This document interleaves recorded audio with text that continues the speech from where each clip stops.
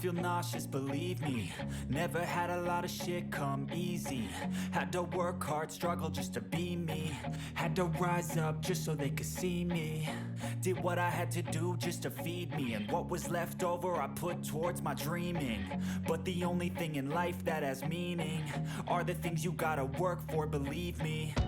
Take into your hands a plan, your own hands can land your own brand. And damn, I feel like no one takes accountability. They want the credibility, convincingly unwilling to put in the fucking hours it takes to get some power. Don't be fucking sour, take a cold shower, scream until you're louder, work until you're prouder. And fuck all the doubters, they're just fucking downers.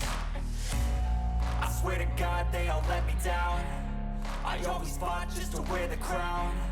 I'm pissed off at these fucking clowns who were all taught they deserve an ounce. It's only worth it if